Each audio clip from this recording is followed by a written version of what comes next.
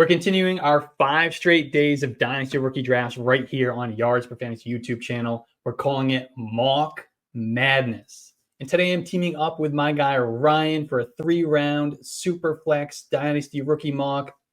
We're going to give a quick analysis of each pick of each player, but you can find a more in-depth look in our free rookie guide available right now at yardsperfantasy.com. We got full scouting reports, size and workout metrics, college stats, NFL comps, and so much more for the top 70 rookie prospects for Dynasty Fantasy Football. Check that out right now at yardsperfantasy.com. But Ryan, let me kick it over to you for the 101. Remember, this is a 3-round SUPERFLEX mock draft. We're drafting 12 separate teams, SUPERFLEX scoring. You're on the clock. You got the 101. Who you got? Easy enough. Probably the most anticlimactic pick in the entire draft. It's Ashton Jeanty. I think it's one of those things where it doesn't matter where he lands. He's still going to be successful in the league. I'm pumped to see him at the next level. Yeah, I mean, he's the best running back prospect we've gotten since Saquon. Is he better than Bijan? Probably Saquon. Yeah. Top 10 running back. I think he's probably got Raiders written all over him. I think Raiders is probably where he lands. That's kind of shaping up to be a sneaky, fun offense with, Geno Smith at quarterback, Brock Bowers, Ashton Jeanty. They maybe draft a wide receiver in the second round. Oh, Jacoby Myers. Jacoby Myers is pretty good. Yeah, sneaky good. Absolutely. He's a good possession receiver. If they can get, they drafted like Jayden Higgins in second round or something. Ooh, that would complete that offense for sure. Yeah. All right. So let's move on to the 102. And this is SUPERFLEX. However, I'm going to wait one more pick. I'm going to draft another running back. I'm going to go Omari Hampton, running back out of North Carolina. He's not Ashton Jeanty, but in other classes, if there was no Jeanty in this class, he'd be the clear top running back in this class, in my opinion. For sure. He's got the complete package. He's a big guy. He grinds between the tackles, but he's also got some explosiveness to him. He's got some athleticism. He's capable in the receiving game. I mean, he might not be, an active weapon as a receiver out of the backfield, but he's more than capable of catching, 40 passes a year type of guy. I've got him comped to Josh Jacobs. I think he's actually even more athletic than Josh Jacobs. I think his ceiling is higher than Josh Jacobs. So I got Omari Hampton at the 102. Right back to you at the 103. Yeah, I love that pick. Maybe a little bit of a hot take, but hey, I don't hate it at all. But like you said, this is the SUPERFLEX. I'm going Cam Ward here at the 103. I think he's one of those guys I trust him at the next level. I think he's the most put-together quarterback in this draft class over Jackson Dart and Shedeur Sanders, Tyler Show, whatever you want to say. And then as far as like the rushing game, I know he's not like the most prolific rusher at the college level, but I kind of expect like that early Dak Prescott type production out of the rushing where he's not going to rush because he has to, but like when he gets the opportunity, I think he's going to pick these defenses apart for a few yards here and there.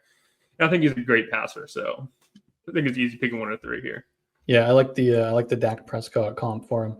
I've got him comped to Jameis Winston. I'm hoping we can get a better decision-making version of Jameis Winston. That would be a lot of fun. That would be a lot of fun. I don't hate that either, honestly. He's got that gunslinger in him.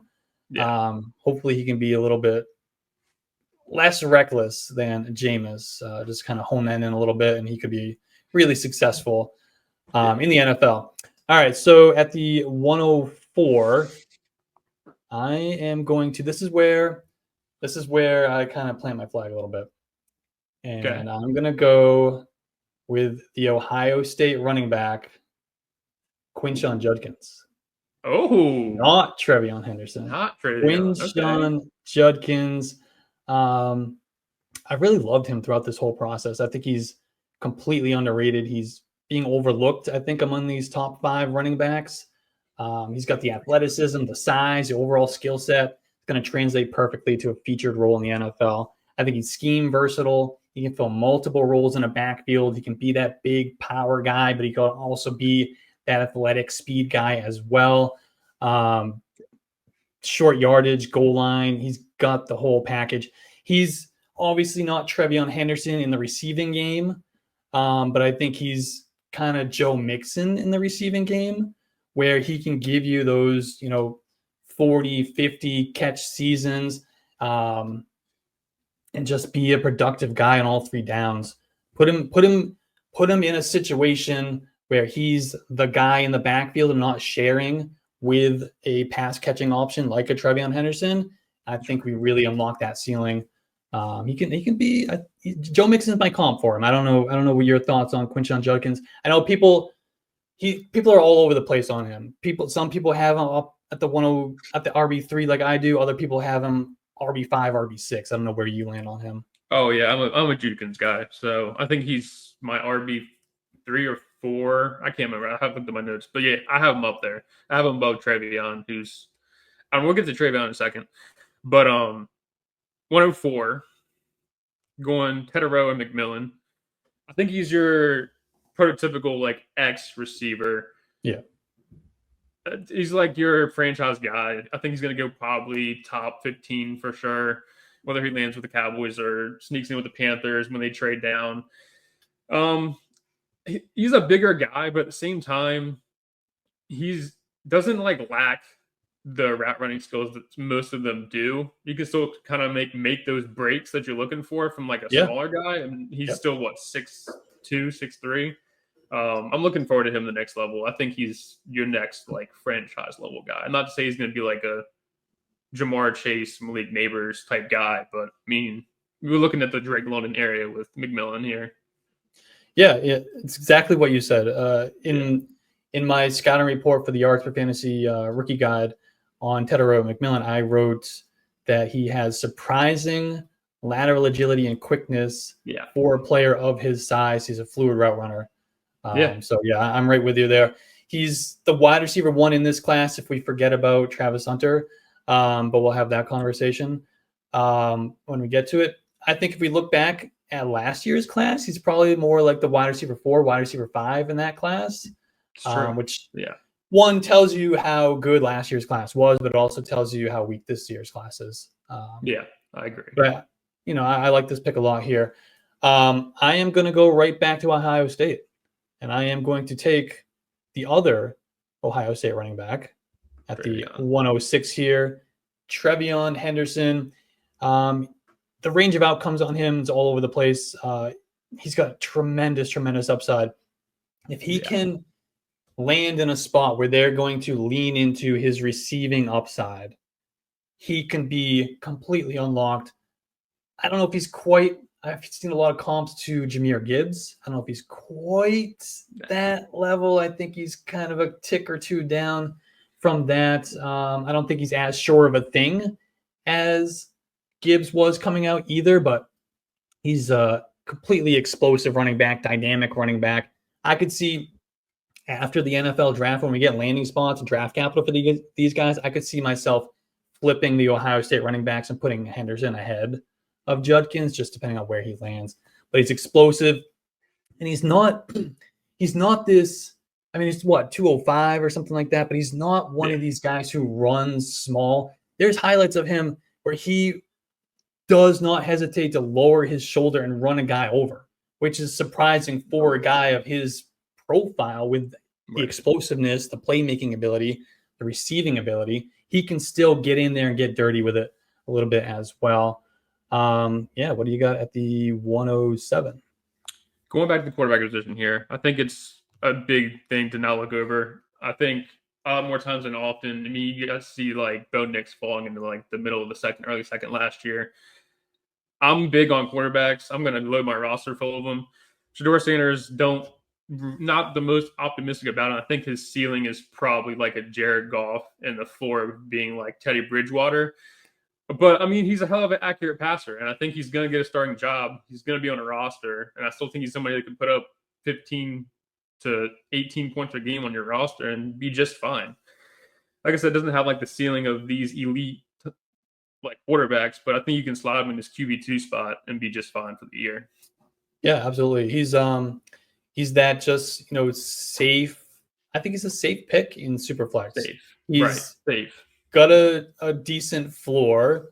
The ceiling isn't super high, but he's going to give you, like you said, he's going to give you that QB2. I think he can be, a yearly like QB 15 on average finish.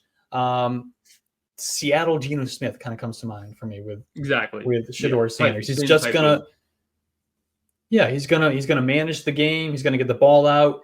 He's got the athleticism to get out of the pocket when we didn't see a ton of that at Colorado, but he's got it. I like Shedeur Sanders. A lot of people don't. I do. I'm with you. I like him. What happens though? What happens? What happens I think landing spots depend a lot here, because I think you can end up in a situation where all he has to do is do what Brock Purdy does, and he can still be productive at the next level. Yeah, well, Brock Purdy's not doesn't do anything spectacular, but he goes out there and does what he needs to do, takes care of the ball, and produces for you. And I think that's kind of what we're looking at with Shedeur. I don't think he's going to do anything crazy for you, putting up 20-point games, but hey, I like consistency, and I wouldn't mind him in my QB2 spot. I mean, I'd prefer to slot him at the QB3, if I'm honest with you, at least for this year. But yeah, if he can find a spot like Brock Purdy did, where it's just that perfect environment with the scheme, the system, the coaching, the weapons that really just perfectly mesh with his skill set, we can get a Brock Purdy outcome here. But what happens if he doesn't go 3 to the Giants? How far does he fall? Because I'm hearing that the Saints they want nothing to do with him. And if he gets past the Saints, teams like 10 through 20 don't need a quarterback. Completely fine at quarterback. Yeah. I don't know if somebody like the Browns maybe trade back into the first round and take him. Does he slide out of the first round altogether? Well, Steelers come to mind too. I think they're sitting at 21. 21, I think. Could be an option. They're trying to work it out with Aaron Rodgers, what's going on there. I think he'll find a spot to start. I mean, God forbid if he falls past the Steelers, then it's. But this is all before we're seeing landing spots. So that's where these mock drafts is a little sketchy. But as of right now, he'd be at the 7 spot. I'm not mad about that in a Superflex league. Yeah, that's exactly where I have him ranked. He was next up on my board. All right, 108. I'm going to go right back to running back. I'm just going to hammer running back. Hammer him out. Caleb Johnson, running back out of Iowa. To me, we've got top 5 running backs. It's the guys we've already drafted. It's Genty, it's Hampton, it's Judkins, it's Trevion Henderson. Then there's a little step back, I think, to Caleb Johnson. I think he's in a tier by himself before we get to RB6, whoever that's going to be. He's a big back. He's got the size, vision, contact balance. He's really good between the tackles. I think he's kind of going to be like that David Montgomery type of player. I've got him comped to Brian Robinson. I think it'd be better than Brian Robinson, but it's that kind of play style. Between the tackles, grinder. He can give you some explosiveness without being like a burner speed-wise. And he'll be a decent, check down guy in the passing game as well. I think he's going to be, depending on landing spot, obviously, but he profiles as like a plug and play day one starter, ready to just come in and just carry the load.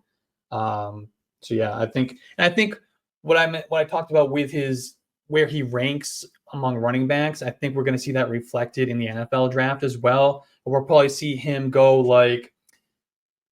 not middle of the second round, but a little, like 210 to 215 range. I think he'll go in that area. I don't know the teams that are picking there, but I think that's probably where we'll see him. Who you got at the 109? Yeah, first of all, love the pick. Big fan of Caleb Johnson. I think he's somebody that can kill you once you get towards the goal line at the next level. His ability to find the blockers and just get where he needs to get to. But you said this is 1-9? This is where I kind of start to teeter between a few guys. I think when my heart goes, Tyler Warren out of Penn State. I think he's a guy that he's going to be drafted relatively high. Probably going to land with the Colts, which isn't the most ideal situation.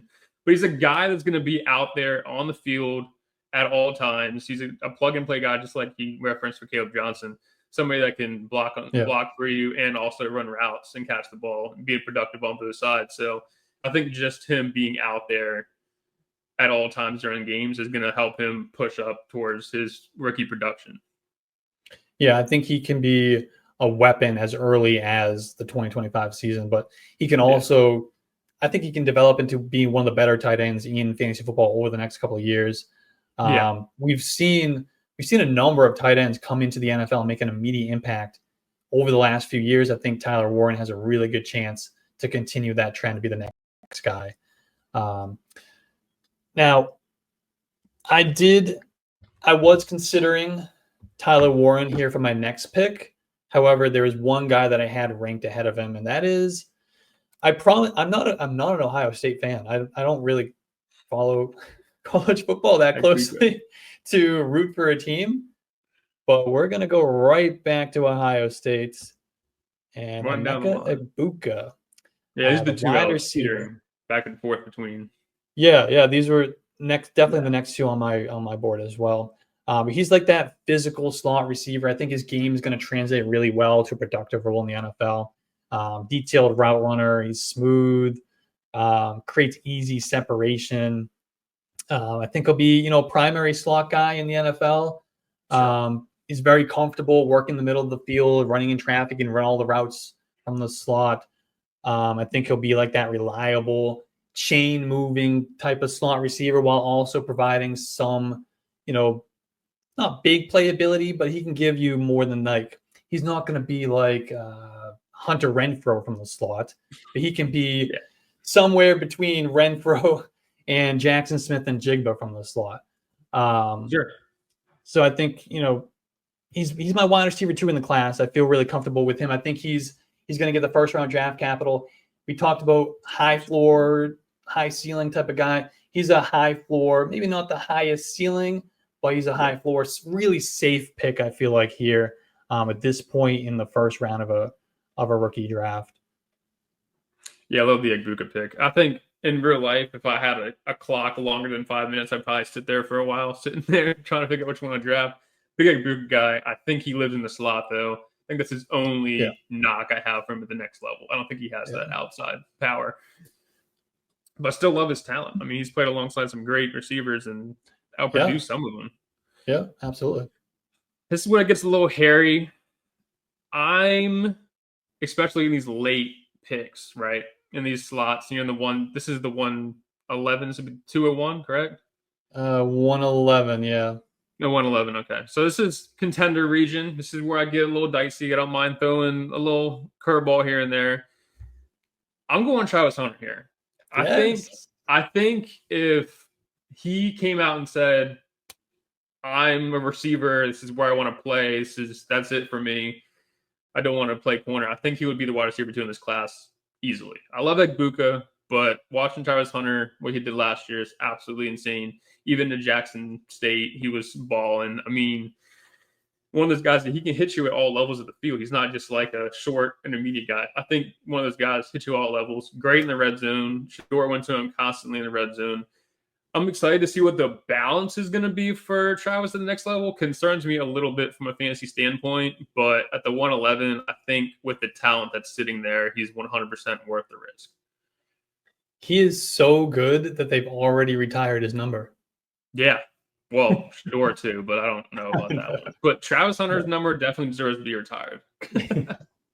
Yeah, it's on it right now. It's just so hard to figure out where the appropriate place to draft him is. Like you said, if he's a full-time wide receiver, he's a wide receiver 1 in the class. He's a top 5, maybe even a top 3 pick in this rookie draft. But then obviously the downside is there's the very real possibility that he's a full-time corner. He becomes just a gadget guy on offense or with no real fantasy value. Maybe even doesn't play wide receiver at all.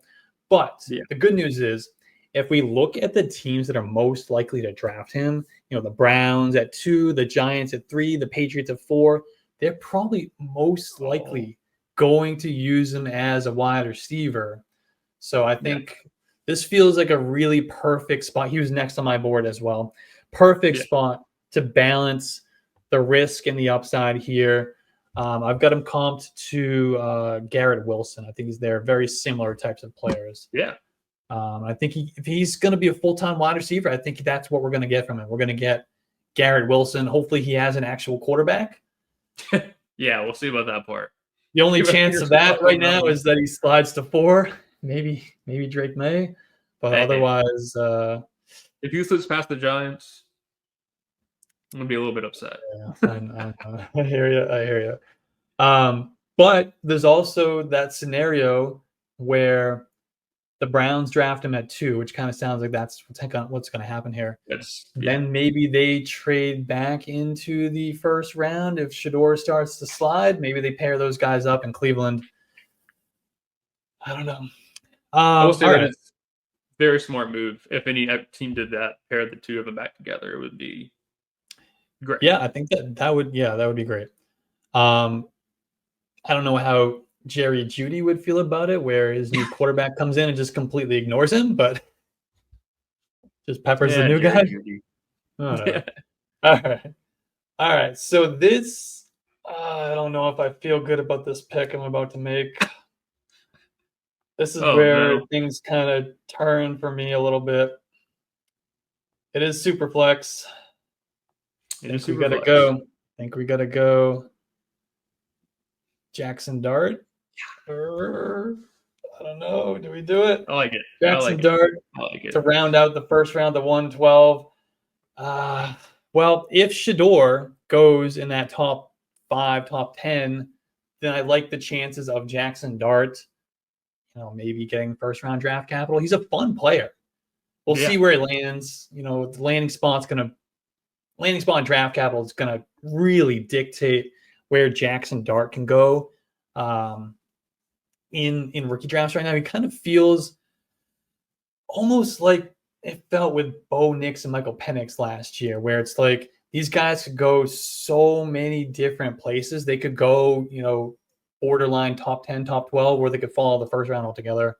And I've heard, I don't know how accurate it is, but I've heard that if the Saints were to draft a quarterback and they had the choice between Shedeur Sanders and Jackson Dart, they would actually take Jackson Dart at 9, which I wouldn't, recommend doing that. I would not be on board with that. However, it's a possibility. So I think right here at the 112, Jackson Dart, that's a good spot for him. Yeah, for sure. All right. Getting a little dicey down here. There's a few guys that I don't absolutely love in this range. So I think I'm going to go with somebody that I at least like the film on. Going Matthew Golden here. I think this would be 2-1. I think it's a great spot for him. I mean, look at the receivers that have ran quick 40s. You think they always go round 1. I think Xavier Worthy, I mean, I hate to say it, but John Ross, all these guys always get high draft capital. Yeah, Henry Ruggs. So I think he'll end up probably low round where some of these teams that need a receiver, you think Packers, Texans, Bills down there at the bottom, all these guys that have quarterbacks can put him in a situation where he can succeed year 1. And I don't think he's not your outside guy. I think he'll live in the slot just like a Buka does, but I think he can manage to cook at the next level. And at 201, I think he's worth the risk there. Yeah, for everything that you said, the speed is going to get him drafted highly. Yeah. There's some people after the NFL Combine, they propped him up to wide receiver 1 in the class, top 3. I don't think he's worthy of either spot. But we've seen it year in, year out. Just like you said, these guys who run fast, they get drafted early. They get drafted high, and they end up in teams that maybe they wouldn't have if they not ran that team. I think he's in the 4.3s. I think if he runs in the 4.4s, he's probably middle of the second round, going to a team that's probably not going to give him the ball much. But now you run this quick 40, and he's sitting there. You got to figure he's going first round. Some of these teams that need a receiver at the bottom are like, hey, why not go get this speedster? Everybody's chasing the next Tyreek Hill. Let's try with Matthew Golden. Yep. I mean, it's almost similar to Xavier Worthy last year. He was, before the Combine, it was second round, and then he runs what he ran, and obviously all of a sudden he's in the first round. The analytical profile on Golden is shockingly underwhelming. He wasn't even, you would expect a guy who played at Houston that's going to be drafted in the first round would have been a mega producer there. He wasn't. And then he comes in, goes transfers to Texas, plays 16 games, which is unheard of in a college football season. 16 games in 2025 or 2024. Couldn't even reach 1,000 yards. So, I mean, the speed's cool. The versatility that he's got is cool, but the production is underwhelming. However, with that said, I approve of the pick. He was next on my board as well. Feels like we're pretty lockstep on most of these guys so far. All right, so let's go to the 202. And this one I am going to go with a guy who I've kind of gone back and forth on. Part of me loves him. Part of me is extremely skeptical of Luther Burden. I mean, he's this versatile slot receiver, but the thing that scares me is the first thing that anybody talks about with Luther Burden, yards after the catch, yards after the catch, yards after the catch. That terrifies me because what did we hear about 2 years ago? Quentin Johnston, the big talk up on him. Yards after catch, yards after catch, yards after catch. Last year is Malachi Corley. He's the self-proclaimed Yak King. Yards after catch, yards after catch. It worries me. Now, the good news is, unlike Malachi Corley, I do think Luther Burden can actually run some big boy routes. He knows how to create separation. He tracks the ball well. He's got good hands, all that stuff. He can make some pretty spectacular catches. Obviously, the production from 2023 to 2024 was a massive step back. And that's a huge question mark, huge red flag on his profile. But he's going to be a guy who teams are they're going to design ways to get him the football. They're going to get him on jet sweeps and screens and just find ways to get the ball in his hands, let him make plays. But he's going to need to have a role outside of being just that type of guy. I think he can do it. He's got that quick separation. He's a reliable kind of target. I think quarterbacks are going to like him. We got to hope that he carves out like a true, starting slot receiver type of role, and not just a gadget yak type of guy. Yeah, and that's what concerns me with him because I loved him in college in Missouri in his first couple of years. I thought he was a phenomenal player, but the more he played, I feel like I don't know. It's like his ceiling is like you can get to the Debo Samuel level, but the floor is like Treylon Burks, or Malachi Corley, like you said, where like they just kind of fizzle out. These guys that are kind of used tick-tacky here in college, they make it to the next level, and it's like, okay, you can't do these little gadget things anymore. You got to show you can do it. Yeah, Treylon Burks, that's another one. That's a great example. Yeah. It's another one. I mean, it's a different body type and play style, but it's the same thing. He was the yak guy. That was his thing. But he does have juice. I'll give him that. The routes are cleaner than everybody we've just mentioned, but I just think he's more risky than I want him to be. I actually like him right here at the 202. Actually, yeah. What do you think about Jayden Reed as kind of a comp for him? Yeah, can he be that? I don't mind that either. Yeah. I think that's the outcome that we're looking for. Yeah, absolutely. Next up. Now, typically, I'm not drafting 2 tight ends in one draft, but we're 2 people here. So I'm going Colston Loveland, who may be a little bit of a hot take. I think is a cleaner route runner and has better hands than Tyler Warren does, but kind of lacks on the blocking side of things. And I think he can kind of push up towards Tyler Warren's production in the NFL if he lands in the correct system.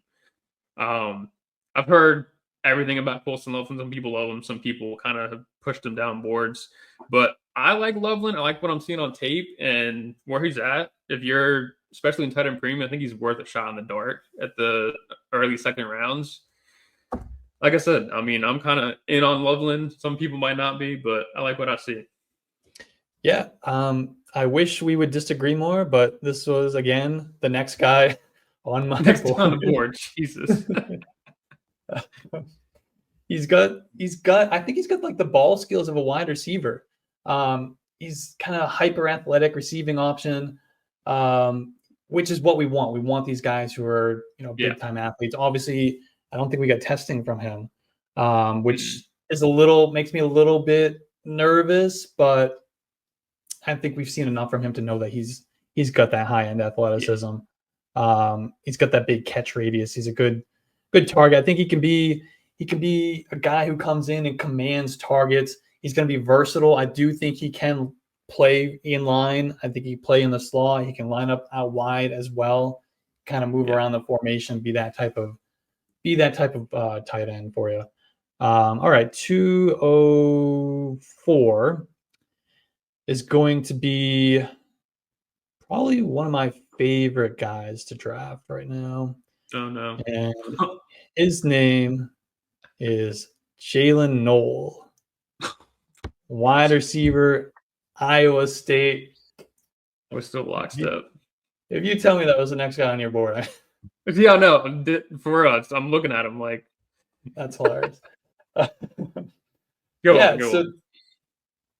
Okay, so maybe I'm crazy, but the guy that Jaylen Noel reminds me of, and maybe it's not a complete perfect comp, but just the vibes feel so Lad McConkey-like. I just feel like he's that just fun player from the slot, but he's got that versatility. They're really detailed in the way they play. Obviously, I think, Lad McConkey came in as more of a hyped up route runner. I think he was better in that area, but Jaylen Noel, he can be that explosive guy from the slot. He can line up out wide and do some other stuff as well. I think he's every bit worth a pick right here at 204. I think we are. I think he's gonna get second round draft capital. I really do. I think he's gonna get it. So apparently you like Jaylen Noel as well. I like Noel. Yeah. I mean, honestly, I like both receivers in that offense, but yeah, me too. Give a slight edge to Noel. All right. Actually, this is an easy pick. I think this is finally I get to take a running back here. It's about time. After GT ran through all of them. I'm going everybody's darling right now in the Dynasty community. I'm going Devin Neal, who has true breakaway speed. And not only that, which is like rare for someone that has the speed that he does, is he is a phenomenal. My words are escaping me, but he takes care of the ball. He had like no fumbles in college. I think that's something you definitely want to look for in the league. Now, this is definitely one of those things where I think landing spot takes a huge toll on where he goes, because he could end up as an RB2 and he falls down boards pretty easily. But I think if he gets into a spot where he can tic-tac, find a way into the offense, I think he can be productive at the next level. And I've seen Devin Neal go as high as like 201 some of these mocks that I'm doing. So the people love him. I'm not 100% sold on him, but 206, why not? Yeah. All right. So this is the first place where he was not next on my board. He was. Okay. I had to scroll a little bit. I do like Devin Neal. I do think the hype on him cooled a little bit after his 40 time, even though I don't think it was that shocking that he ran the 40 time that he ran. He's a solid all around running back. He can do everything. I've comped him, and this is not a negative. I've comped him to Miles Sanders. I think he can be that type of running back. Eagles Miles Sanders, not Panthers Miles Sanders. Yeah. Important to clarify there. Yeah, you can be just kind of do everything at a solid, good enough level. I think Sanders was a little bit more athletic, but I don't hate the pick. I do not hate it. While he would not have been next on my board, I don't hate the pick. Okay. All right. Well, I was hoarding all the Ohio State guys. I might as well just hoard the Iowa State guys as well, because I'm going to go Jayden Higgins. I should have just done it. The other wide receiver out of Iowa State.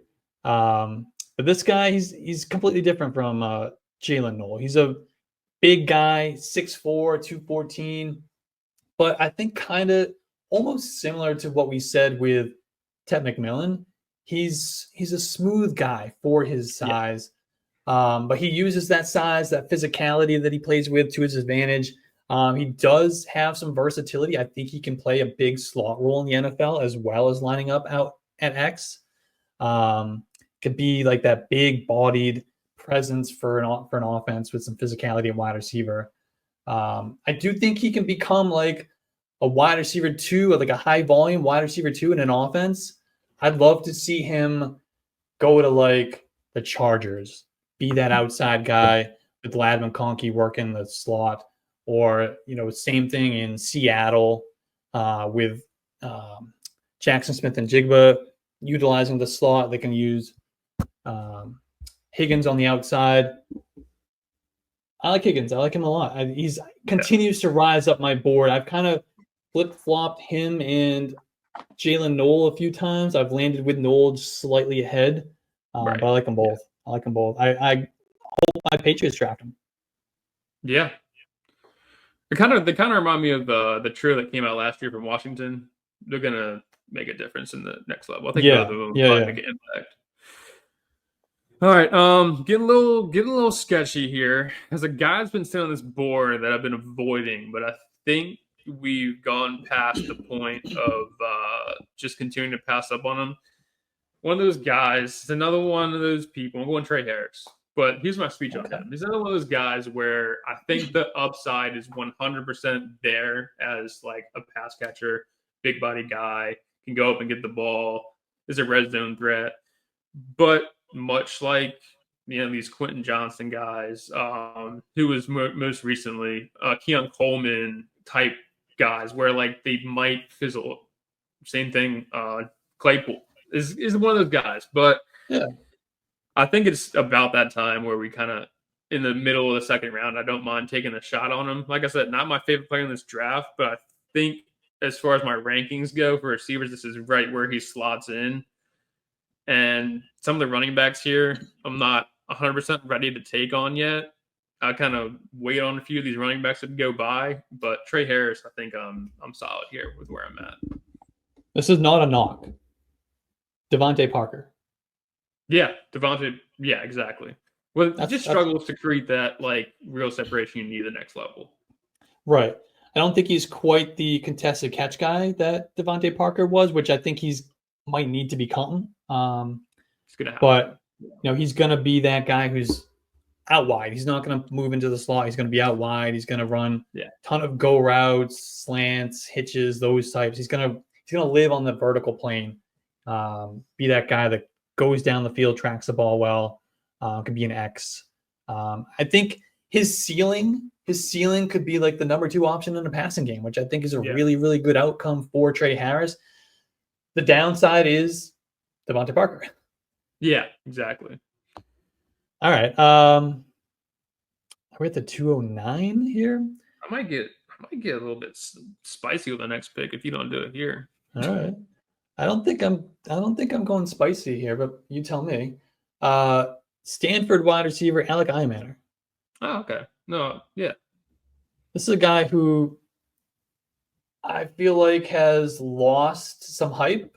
He kind of flying under the radar a little bit. I feel like early in the process, there was buzz about Alec Iamaner. Lately, I really haven't heard a lot of talk about him. But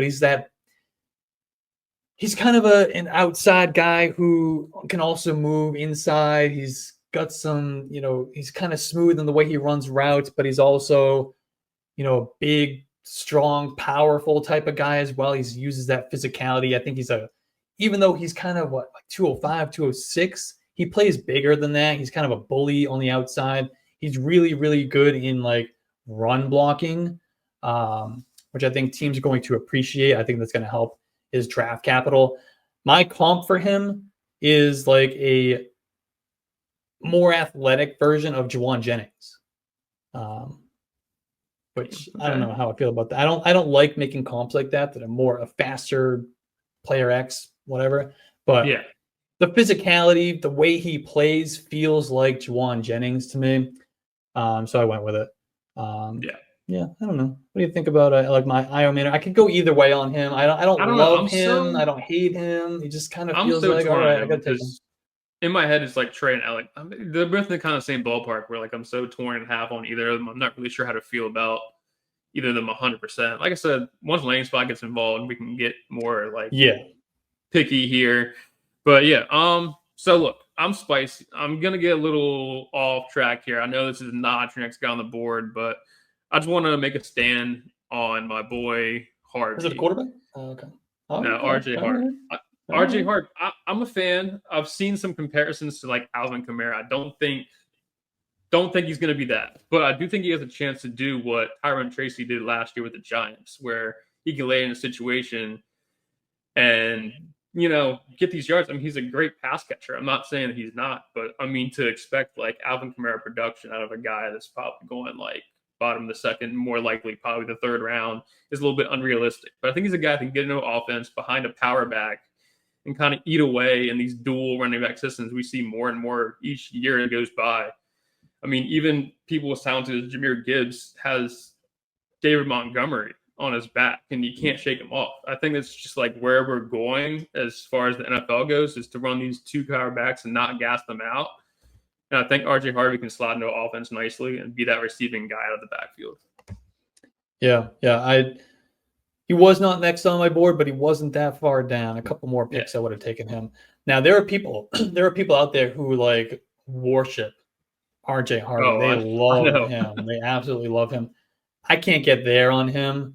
But I do like him. I think he grinds out, the tough yards between the tackles, but he also has that ability to break off explosive runs, which we like. I like that combination, especially at a guy who, I mean, he's what, 205, 207, that range, but he's short. He's short and he's compact. He's not, I don't feel like he's super undersized. He's got enough to him where he can work between the tackles. I feel like this is a pretty appropriate spot for him to go. Yeah. Now, you said this was going to be a spicy pick. I don't think it was spicy. I think this one might be. Yeah, I don't think it was too bad. This one, you tell me. This one feels spicy. Jalen Milroe. No, I mean, we're at the draft. I mean, we are super flex. Yeah. All right. He's like the maybe a little bit. Yeah, but he's the boom bust quarterback of this draft. I mean, the ceiling is incredibly high.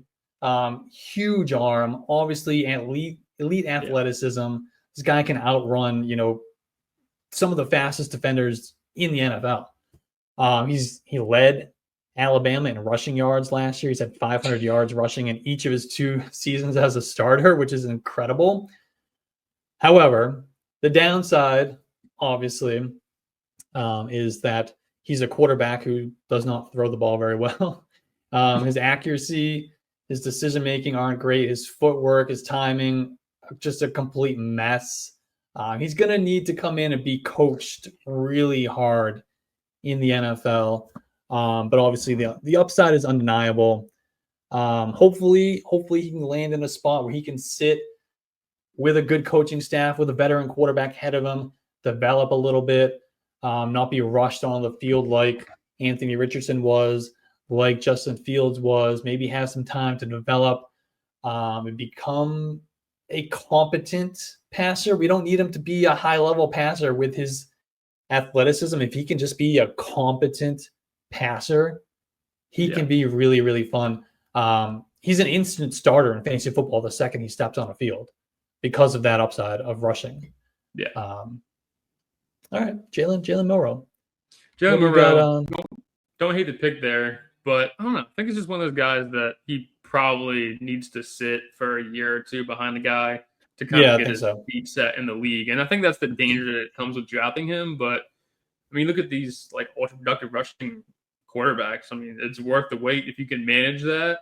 And you're a team that's pretty set at quarterback. You can just throw him on your roster and just cross your fingers. I mean, Jalen Hurts is like the immediate thought, because Jalen Hurts wasn't going the highest in SUPERFLEX drafts when he was coming out, but he broke out with Carson Wentz. And even Anthony Richardson in his rookie season, when he was healthy, those first 5 weeks, he was like, I think he was the QB1 in points per dropback, which, I mean, we know how bad Anthony Richardson is as a passer, but that's what we're looking for from Jalen Milroe from a fantasy perspective, is to be that type of guy. So we'll see what happens. All right.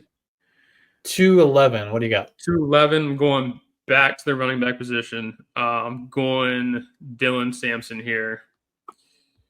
Look, this dude's been clocked in like 22 miles per hour last year. I think like my immediate count for him, he reminds me of A-Chain. He's not A-Chain, but he runs the way A-Chain does, where he's a small, compact guy. At the same time, has great contact balance, has exceptional burst. Once he's loose, I mean, he's tough to catch. Like I said, once you get in these late second rounds, you're taking shots on running backs. I think for me, when in drafts, in these late second, early third, on and on and on, I'm taking all the shots at running backs and hoping that one of them hits. I think Sampson's one of those guys where if you can find even a small role and like starts making cracks in the offense, he can break out and do a little bit of something. But on the same end of things, he also reminds me a little bit of Jalen Wright from last year, where he really never found his footing. Funny, I'm referencing two Dolphins running backs, but I think they kind of comp there. Well, as you say that, my comp for him is Raheem Mostert. Oh. So I think he's destined to be a Dolphin. I think he's destined to be a Dolphin at this point. It's funny. Just knock out all the Dolphins running backs.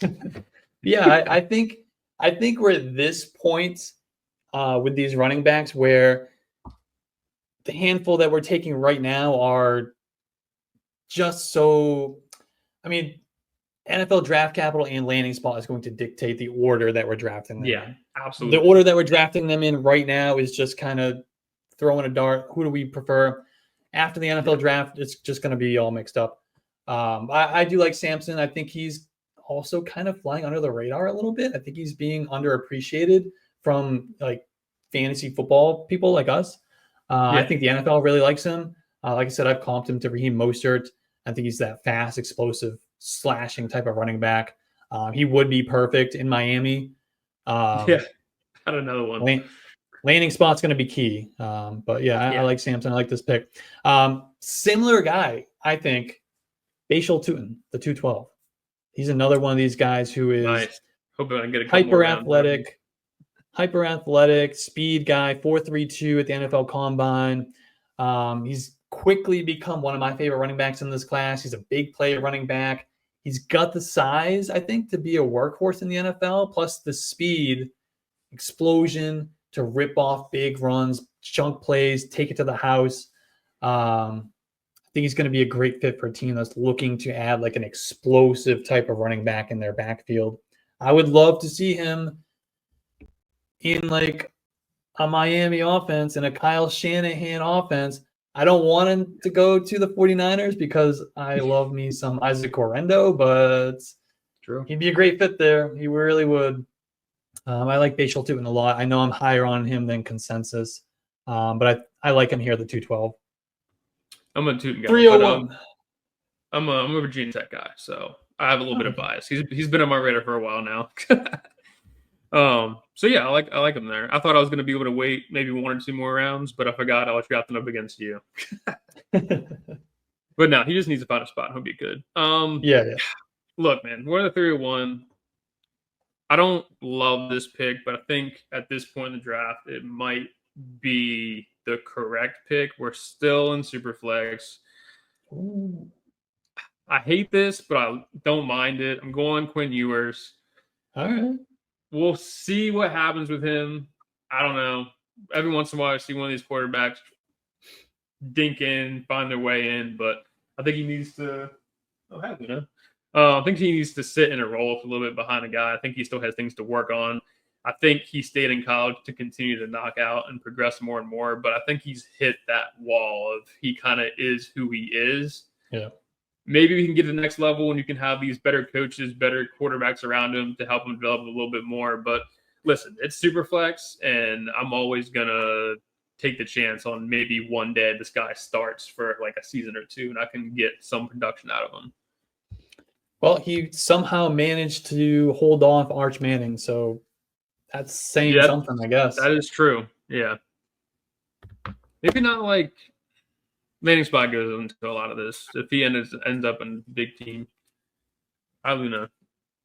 All right. I am going to go with that's a tough one here. I think we're going to go with Cam Scatterboo. I couldn't decide which running back I want to go with. Cam Scatterboo, running back, Arizona State. Everyone is so worried about his 40 time, but this is not a guy that needs to be fast to be explosive or effective. He tested really well in the explosion drills. It's the only drills he did is the vertical and the broad at the NFL Combine. He tested well there.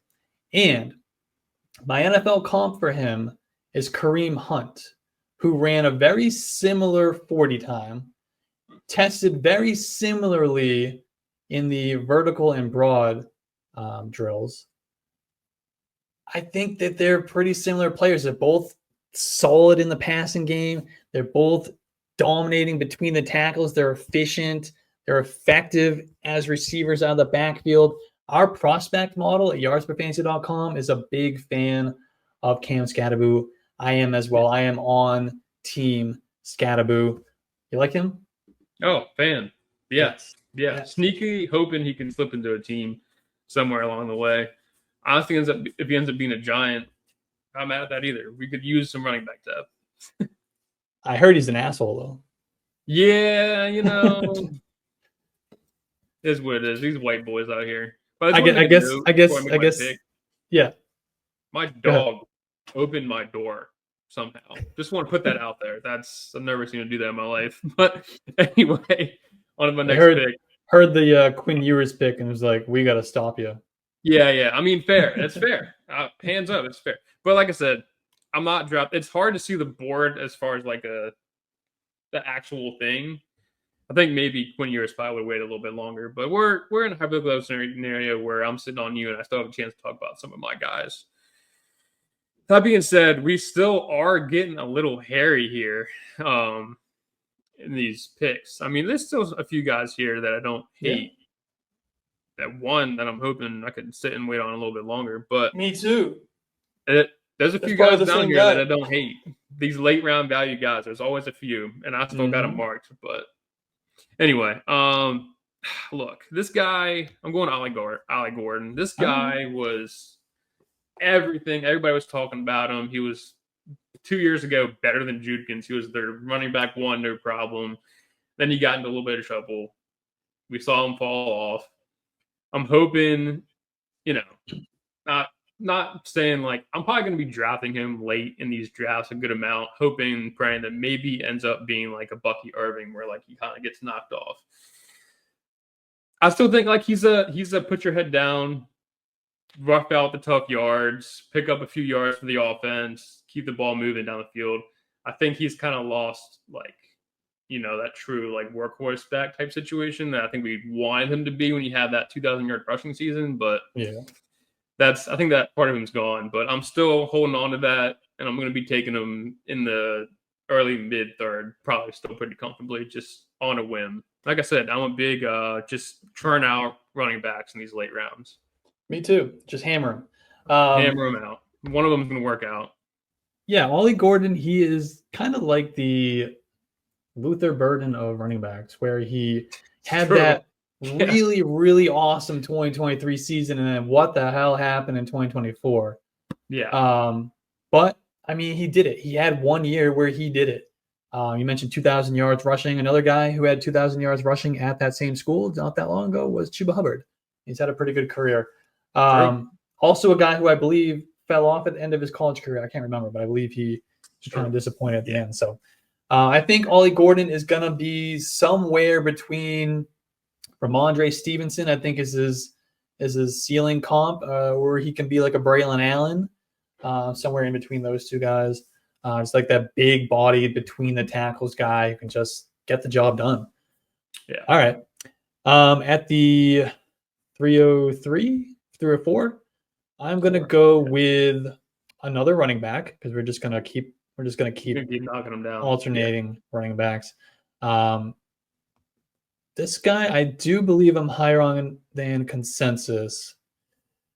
Rashard Smith, the running back out of SMU. This is a guy who used to play wide receiver for the first 3 years of his college career. He was a backup wide receiver at Miami, transferred to SMU, became a running back, and he looked like a natural out of the backfield. He's got impressive combination of speed, acceleration. He's quick. He's a consistent playmaker in that backfield. And then obviously, naturally, as a former wide receiver, He's got above average receiving skills. He's going to make an impact in the receiving game. He's going to be a nightmare for defenses to match up against in the passing game, while also providing some of that explosive playmaking ability as a runner. He is a little undersized. I think he's like 194 pounds, which that's a little unfortunate, but I'd love to see him land in like a Kansas City and be put into like a Jerick McKinnon role. I think he would absolutely thrive in that role. Yay or nay on Brashard Smith? What do you think? Like I said, we get to the point where it's kind of. I'm so torn on him. I think he's worth the risk, though. I think we see some of these. He's definitely worth a shot solely because year in year out we see these guys in smaller schools make the next level, the next step. No problem. I think he's a perfect example of that. We're super productive at a smaller school, and these guys just need to find a role. I keep saying that about all these running backs, but it's true. All they need to do is find a crack in the offense. The guy goes down, and they get to prove themselves, and that's all it takes. Yep, and, he can be. I think he can be a Kenneth Gainwell. He can be a Jerick McKinnon. That's my exact thought. Is Gainwell situation. Yeah. All right, I'm gonna take a small break in the running backs. I'm going to be the guy to just run through the tight ends, I guess. I'm going with my tight end 3 in this class. As far as fantasy goes, at least. I'm going Harold Fannin. Oh, okay. Going Harold Fannin. I think, well, believe it or not, as much as I think he's strictly a receiving guy, he actually posted better run blocking grades than Tyler Warren and Colston Loveland. So we'll see what happens with that at the next level. Well, I was going to PFF. I don't know how much you buy into that. Or anybody does, but Harold Fannin, they know more than I do. Yeah. But I think he's one of those guys where he's basically strictly a receiving guy. I think I've seen the Chiefs be interested in him, and I think that stuff like that is just enough. Where like if he ends up on a team, the Chiefs need somebody after Kelsey. Yep. I think Fannin can kind of slot in that role as like specifically, hey, I'm going to get in there. I really think this is like fantasy scenario. I guess Chiefs would be the best spot for him, but I do think who was the tight end they drafted last year? I can't remember who it was. Kind of probably a similar type of player. I think they're just gonna. Yeah, I like it though. I think they could take another dart throw at the tight end position until they find a guy to be next in line for Travis Kelce. Why can't I think of his name? Yeah, I'm blanking too. He's a late round pick. I don't know.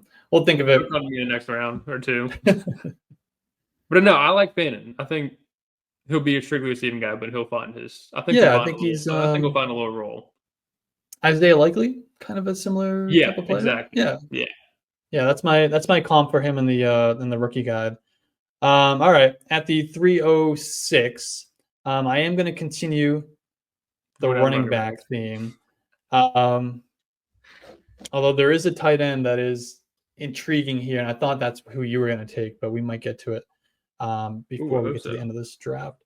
How about DJ Giddens, running back out of Kansas State? Obviously, we're just going to keep hammering running backs here.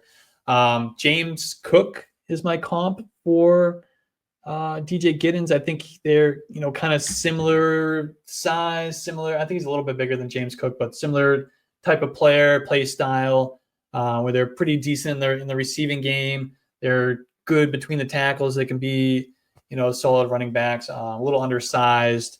I don't know. DJ Giddens is just another one of these guys just going to throw a dart at this point in a rookie draft. Yeah, exactly.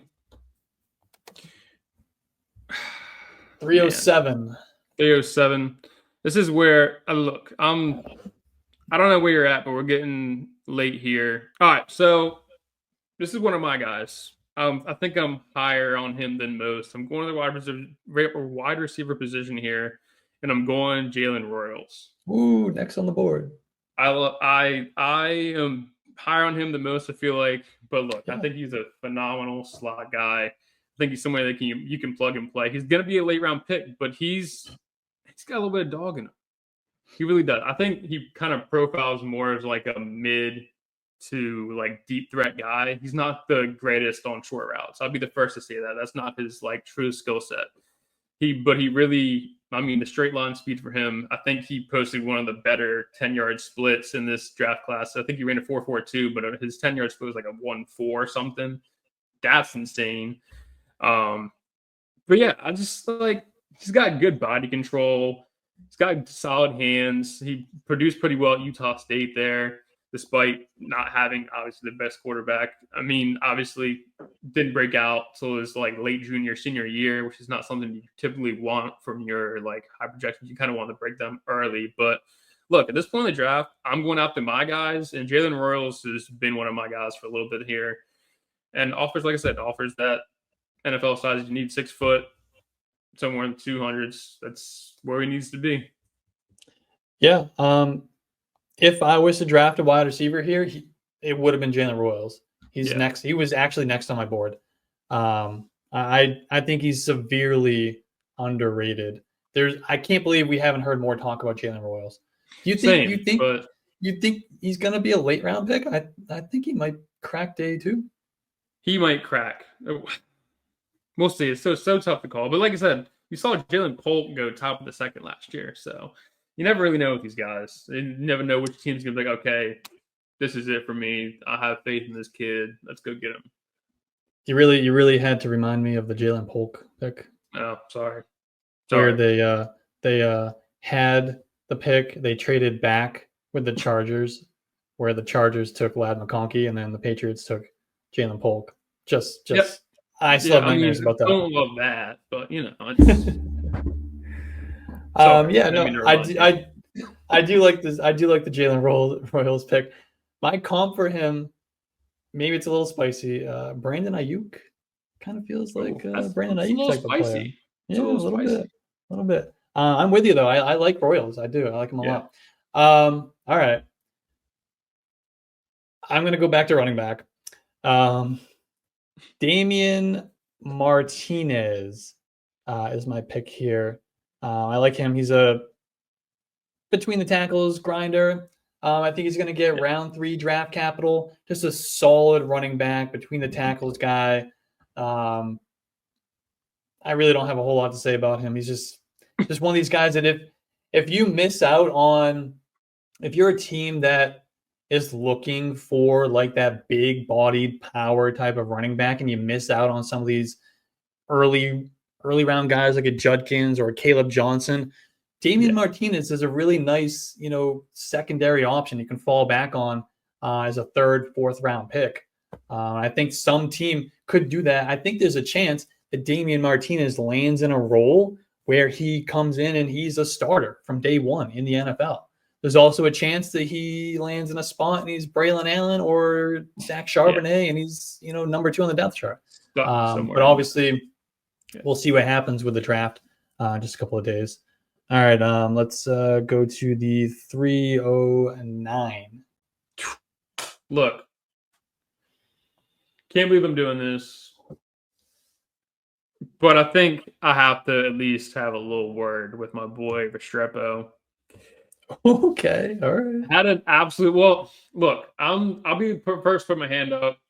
I'm definitely not taking him in the 3rd round, but I do want to take a moment in this video just to get some words out about Restrepo. Ran in the 4.7s. That's unheard of. I think there's offensive tackles that have ran a quicker 40 time than that.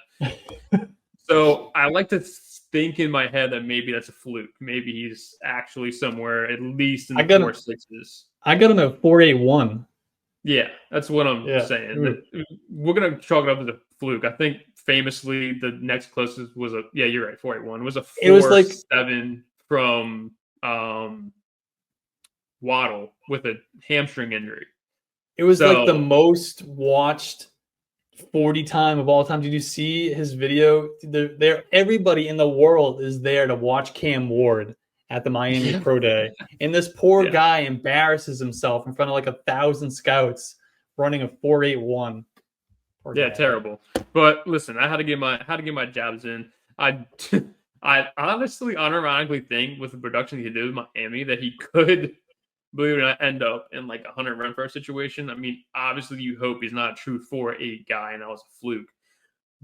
But I mean, for what he was with Cam Ward in Miami, maybe it's a testament to Cam Ward more than it is for Restrepo. But I mean, he got the work in. He had solid hands, took care of the football. At this point in the draft, like I said, I'm not taking him in the third. I'm probably pushing him to fourth, so maybe undraftable. But I just want to get a few jabs in. Sorry to waste a pick to make a point, but had to do I'd like to. Before he ran that atrocious 40, I don't even know if he's finished it yet, but before he did, it. I kind of liked him. I comped him to Wes Welker. I think there's something there. There's something there. If I was going to take one of these, traditional slot guys from this class, I would probably take Restrepo over Tez Johnson. He's another one of these guys who really, I hate quite Tez. a bit. I do. Yeah, he'll probably prove me wrong, make me look like an idiot, but I hate Tez Johnson, man. I mean, there's no chance that what is he, 154 pounds? There's no chance. There's no chance. I mean, he's not Tank Dell. He's not good enough to be Tank Dell. He's not fast enough to be Tutu Atwell. I think he's Greg Dortch. Yeah. All right. I am going to pivot from running back. I've gone 1, 2, 3, 4, 5 straight running backs. Yeah. This is who I thought when you said you were going to draft a tight end. This is who I thought you were going to take, and I was going to be really disappointed. Mason Taylor is my tight end 3 in this class. That's my 4. Thank you. I was really impressed with Mason Taylor when I did my research on him. I think he might be the most complete tight end in this class outside of Tyler Warren. He can be that inline guy. He can move around. He can be he's got the size. He can block. He can line up as a traditional tight end, and that's most likely than, in most cases, more often than not is the phrase I was looking for. The most successful tight ends in fantasy football, the most consistent tight ends in fantasy football are the guys who can play traditional tight end. Can be George Kittle. They can be TJ Hawkinson. They don't need to be the best blockers in the world, but they need to be able to not be Kyle Pitts, where they don't block at all, where they're just a big wide receiver who's not good enough to actually play wide receiver. Mason Taylor can be your typical, prototypical tight end. And I think he has a really good chance to be a successful player in the league. I've got him comped to Dallas Goedert. Oh, wow. I like Mason Taylor. I think for me, there's 2 interchangeable. I like Fannon's receiving ability more. I think that you want to look for production, but Mason Taylor is a fine tight end prospect. I have no issue with him, even taking him where I did with Fannon going Taylor there, if I'm 100% honest with you. He is well put together, but I think why he's laying down boards, his production in college hasn't been prolific by any sense of the word, but you see flashes here and there, and you're like, oh, okay. I think he showed enough. I think for tight end, when I'm scouting tight ends, production is not nearly as important to me as when I'm looking at running backs and wide receivers, because oftentimes these college offenses just don't use the tight ends the same way the NFL teams use tight ends. So they get kind of lost in the shuffle a little bit. These teams are prioritizing running backs. They've got their athletes at running backs. They've got their athletes at wide receivers. They've got these offenses where they're playing spread. These quarterbacks are running all over the place. The tight ends are kind of an afterthought. So if you give me some level of production, and Mason Taylor did that freshman year, 400 yards. He went over 35 catches in all 3 seasons, 55 catches in 2024, over 500 yards. I think that was enough with what he showed us with his versatility and what he can do, plus the athleticism he has, for me to like him as a tight end 3. Yeah. 3, 4. All right. Hey, we're going. All right, last pick. Probably what I actually would have picked if I didn't want to go on a strip. I probably should save that last pick and take it a little more seriously. How to get my shots in. I'm going with my boy Jack here. Oh, all right. Yeah, I mean, I like him. I think he's got a shot. I mean, played TCU. You saw he could handle that big workload. I think I think like best case scenario out of him is honestly, I know he played for. No, he played for Washington. I'm tripping. I think honestly he reminds me a little bit of Rome Odunze. A little bit. Really? I think he could win at all levels. He finds soft spots in defenses a lot. I think that's kind of where he finds the way to get 100 catches the way he did, is to be able to find that soft spot. But I think that's a testament to him. That's definitely a skill to the next level. And at this point, I'm just kind of taking shots. I mean, he's a true NFL size guy. He can sit in the X or Y.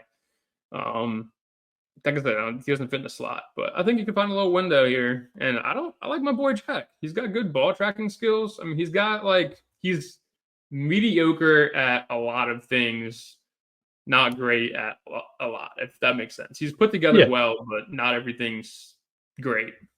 Yeah, he's the white Josh Palmer.